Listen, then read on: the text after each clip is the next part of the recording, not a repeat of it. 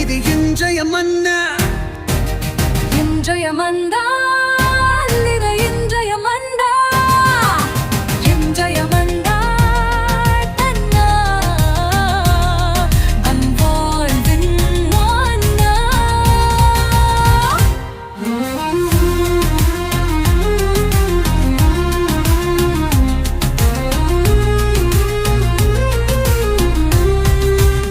இயேசுவுக்கு பிரியமான அன்பு இறை உறவுகளே, நண்பர்களே, இதோ சிறப்பாக இந்த புதிய நாளில் உங்கள் ஒவ்வொருவரையுமே சந்திப்பதில் மிகுந்த மகிழ்ச்சி. அன்புக்குரியவர்களே, இன்று செவ்வாய்க்கிழமை கோடி அற்புதர் பதுவை அந்தோணியாருக்கு ஒப்பு கொடுக்கப்பட்ட நாள். எனவே இந்த புனிதரிடம் நம்முடைய தேவைகளை அறிக்கையிடுவோம். அவர் நமக்காக தொடர்ந்து இயேசுவினிடம் பரிந்து பேசிக்கொண்டே இருக்கிறார். இவர் ஏழைகளின் புனிதர், தேவைகளை நிறைவேற்றும் புனிதர், ஒவ்வொருவரையும் இறைவனிடம் அழைத்து செல்லும் ஒரு பண்பாளராகவே இருக்கிறார். அப்படிப்பட்ட புனிதரை நாடுவோம், இறைவனோடு இணைந்து பயணிக்க முயற்சி எடுப்போம். அன்புக்குரியவர்களே, இன்று நம்முடைய தாயாம் திரு அவையானது புனிதர்களான சீமோன், யூதா ததேயு திருவிழாவை கொண்டாடுகிறது. இவர்கள் இருவருமே திருத்தூதர்கள், இயேசுவினுடைய சீடர்களாக இயேசுவோடு இணக்கமாக நெருக்கமாக வாழ்ந்தவர்கள். இவர்களை பற்றி நற்செய்தியில் அதிகமாக பேசப்படவில்லை என்றாலும் இவர்கள் தங்களுடைய வாழ்க்கையிலே இயேசுவோடு இணைந்து வாழ்ந்து இன்றும் சிறப்பாக மக்களை இயேசுவிடம் அழைத்து செல்லுகிற ஒரு புனிதர்களாகவே இருக்கிறார்கள். சீமோன், அவருடைய வாழ்க்கையில பார்க்கலாம், அவர் கானா நாட்டை சார்ந்தவர்.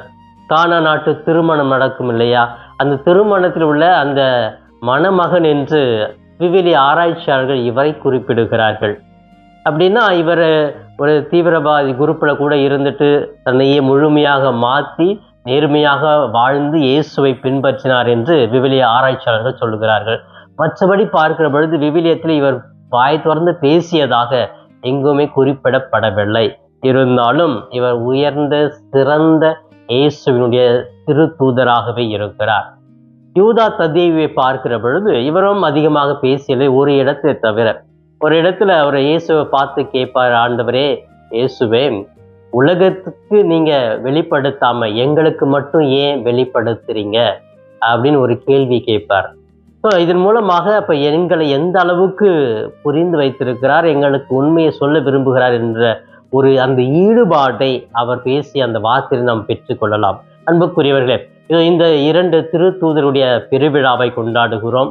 இவர்கள் அதிகமாக பேசவில்லை என்றாலும், அதிகமான செய்திகள் இவரை பற்றி நற்செய்தி நம்ம படிக்கவில்லை என்றாலும், இயேசுவினுடைய திரு தூதர்களாகவே சீடர்களாகவே வாழ்ந்திருக்கிறார்கள்.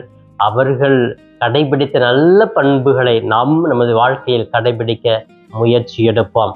அன்புக்குரியவர்களே, சிறப்பாக இன்றைய மன்னாவின் மூலமாக நமக்கு தாயாம் திரு அவை கொடுக்கிற இன்றைய மன்னா லூக்கா நற்செய்தி பிரிவு 6 இறைவார்த்தைகள் 12-19 முடிய பகுதிகள். இந்த பகுதியில தொடக்கத்திலே இயேசு மலை உச்சியில ஜெபிச்சுட்டு இருக்கிறார், தனிமையில் ஜெபிக்கிறார். ஜெபித்து விட்டு கீழே இறங்கி வருகிற பொழுது 12 சீடர்களை தேர்ந்தெடுக்கிறார். அது அவங்க பேர் எல்லாமே சொல்லிட்டு 12 பேரும் யாரு அப்படிங்கிற ஒரு பெரிய லிஸ்ட் இந்த பகுதியில் நம்ம படிக்கிறோம். இதை படிச்சுட்டு திரும்ப தரையில் நடக்கும் பொழுது பெருந்திரளான கூட்டம் அவர் இயேசுவை சுற்றி வர்றாங்க. வந்த உடனே அவங்க பல்வேறு வியாதியில் வர்றாங்க, தீய ஆவியில நிரம்பி வர்றாங்க, வேதனை வர்றாங்க. இவங்களெல்லாம் பார்த்து அவர் மீது பரிவு கொண்டு அவர்களை எல்லாமே குணப்படுத்துகிறார். அதில் சிறப்பாக சிலர்லாம் இயேசுவை தொடணும், தொட்டா போது நான் நலம் பெறுவேன் அப்படின்லாம் நம்பிக்கையோடு தொடுகிறார்கள். அங்கே பெரிய அற்புதங்கள் அதிசயங்கள்லாம் நடப்பதை இந்த நற்செய்தி பகுதியில் படிக்கிறோம். அன்புக்குரியவர்களே, இந்த நற்செய்தி பகுதியை நான் தியானித்த பொழுது எனக்கு கிடைத்த இந்த பகுதியினுடைய மைய கருத்து, ஜெபமும் குணப்படுத்தும் ஆற்றலும் சீடத்துவத்தின் முக்கிய பண்பு என்று சொல்லப்படுகிறது. ஜெபம் தாங்க ஒரு சீடத்துவ வாழ்க்கைக்கு முக்கியம். ஜெபிக்காம நம்மால் எதுவுமே செய்ய முடியாது. ஜெபம் என்பது கடவுளுக்கும் நமக்கும் உள்ள ஒரு உறவை ஆழப்படுத்துவது, கடவுளுடைய திட்டங்களை நாம் புரிந்து கொள்வது. என்னுடைய திட்டத்தையே கடவுள்கிட்ட சொல்றது கிடையாது. அப்ப கடவுள் என்கிட்ட என்ன வைத்திருக்கிறார், கடவுள் மக்கள் மீது எவ்வளவு அன்பாட கரிசனையோட பாசத்தோடு இருக்கிறார் என்பதை நாம் புரிந்து கொள்வதற்கெல்லாம் இந்த ஜெபம் உதவியாக இருக்கிறது. அதே போன்று சீடர்கள் என்ன செய்யணும்னா குணப்படுத்தும் ஆற்றல் பெற்றிருக்க வேண்டும். அந்த ஆற்றல் இருக்கணும். மற்ற மனிதர்கள் மீது கையை இயேசு வைத்த உடனே நலம் பெற்றார்கள் இல்லையா? அவர் இயேசு கிட்ட போனா எனக்கு கிடைக்கும் நம்பினார்கள். அந்த நம்பிக்கையை மக்களுக்கு நாம் கொடுக்க வேண்டும். அந்த ஆற்றலை நாம பெற்றுக்கொள்ள வேண்டும். அதுக்கு ஜெபம் முக்கியம் என்று சொல்லி இயேசு தெளிவாகவே இந்த பகுதியிலே சீடர்களுக்கும் உங்களுக்கும் எனக்குமே சொல்லுகிறார். அப்ப இந்த உயர்ந்த பண்பு அப்படின்னு சொன்னாலே ஜெப வாழ்வு, குணப்படுத்தும் ஆற்றல், இது இரண்டுமே சீடத்துவத்தின் முக்கிய பண்பாக இருக்கிறது. அன்புக்குரியவர்களே, ஜெப வாழ்வு இதுதான் முதல் கருத்து. ஜெபம் அப்படின்னு சொன்னாலே இது கடவுளுக்கும் நமக்கும் உள்ள இடையே இருக்கிற ஒரு பாலமா இது இல்லையா? ஒரு பாலம் இருக்குதுன்னா அப்ப இந்த கரையில அக்கறைக்கு போறதுக்கு அது பாலம் உதவியா இருக்குது. அப்ப நான் இந்த இடத்துல இருந்து அந்த கடவுளை அடைவதற்கு இந்த பாலம் என்கிற அந்த ஜபம் இருந்தா தான் போய் சேர முடியும். அந்த பாலம் இல்லைனாக்கா எப்படி நம்ம கடக்க முடியும்? ரொம்ப கஷ்டம் இல்லையா? அப்ப அந்த கடந்து போகிறதுக்கு பாலம் ஜபம் தேவை. அந்த அளவுக்கு எந்த அளவுக்கு ஜபிக்கணும் அப்படின்னு சொன்னா தொடர்ந்து ஜபிக்கணும். நீங்கள் கேட்கும் பொழுதுதான் உங்களுக்கு கிடைக்கும். இப்படியெல்லாம் ஜபத்தை பற்றி நிறைய பகுதிகள் நம்ம வாசிக்கிறோம். இயேசு கற்றுக் கொடுத்த அந்த விண்ணுலகிற்கு எங்கள் தந்தையே, இதெல்லாம் ஒரு ஜபம். இயேசு தனிமையான இடங்களுக்கு தான் சென்று ஜபிக்கிறார், மலை உச்சியில் சென்று ஜபிக்கிறார், இரவெல்லாம் ஜபிக்கிறார் என்றெல்லாம் விவரித்து படிக்கிறோம். என்றால் ஜபம் தான் ஒரு கிறிஸ்தவத்தின் அடையாளம்.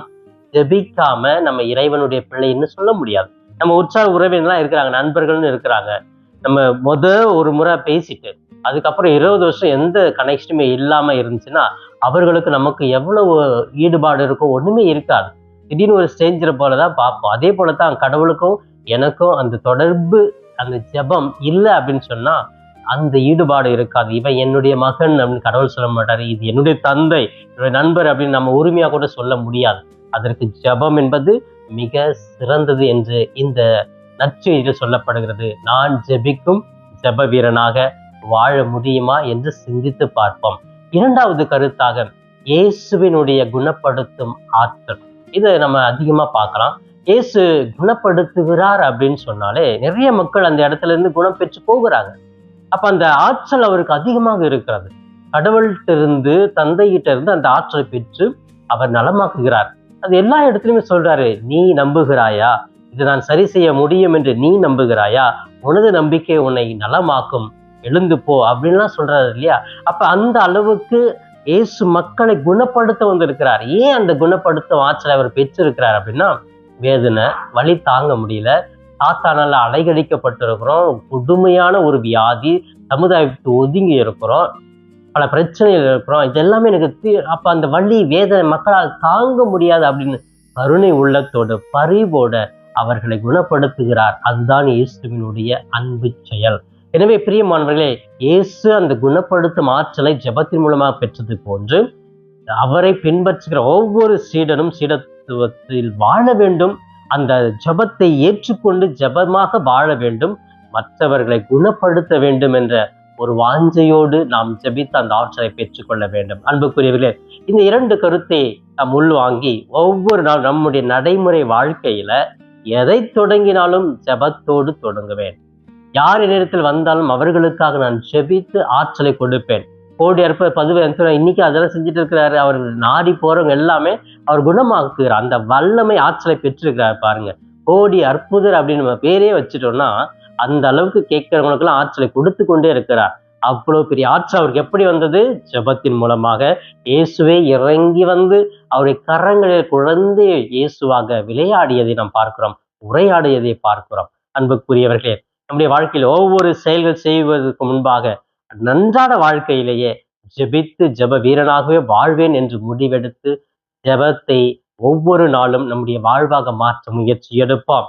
அன்புக்குரிய இந்த கருத்துக்களை உள்வாங்கி தியானித்து அதன்படி வாழ முயற்சி எடுப்பதோடு நிறுத்திவிடாமல் இந்த நாளிலே நாம ஒவ்வொரு நொடி பொழுதும் இயேசுவின் பிள்ளையாக வாழ கண்களை மூடி ஜெபிப்போமா?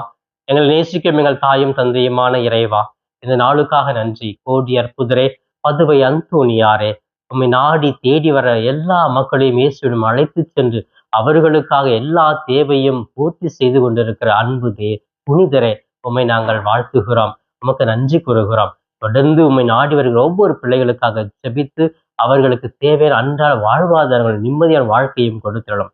அன்பு தெய்வமே, இது இன்றைய மன்னா என்ற இந்த நிகழ்ச்சியை பார்த்து ஜெபித்து கொண்டிருக்கிற ஒவ்வொரு பிள்ளைகளுக்கும் நல்ல உடல் உள்ள ஆரோக்கியத்தை கொடும், மன அமைதியை கொடும். ஒவ்வொரு நாளும் இவர்கள் ஜெபத்தின் மூலமாக அனைத்தையும் பெற்றுக்கொண்டு மற்றவர்களை குணப்படுத்த, தங்களே தாங்கள் தூய்மையாக்கிக் கொள்ள குணப்படுத்த இவர்களுக்கு ஆற்றலை கொடுப்பீராக. ஒவ்வொரு பிள்ளைகளையும் தாங்கிக் கொண்டு வழி நடத்தும். இவை எல்லாம் எங்கள் ஆண்டவரும் மீட்பெருமான இயேசுவின் இணையற்ற நாமத்தில் ஜெபிக்கிறேன் என் ஜீவனுள்ள நல்ல பிதாவே. ஆமேன், ஆமேன். பிரியமானவர்களே, இந்த நாள் இனிய நாளாக இறை அருளை நிறைவாக பெற்று மகிழும் நாளாக இருக்க நான் வாழ்த்துகிறேன். உங்கள் ஒவ்வொருவருக்காகவே சிறப்பாக ஜெபிக்கிறேன். இயேசுவுக்கே புகழ், மரியே வாழ்க. Thanks for watching Father Das Cap YouTube channel. Subscribe the channel and share with your friends.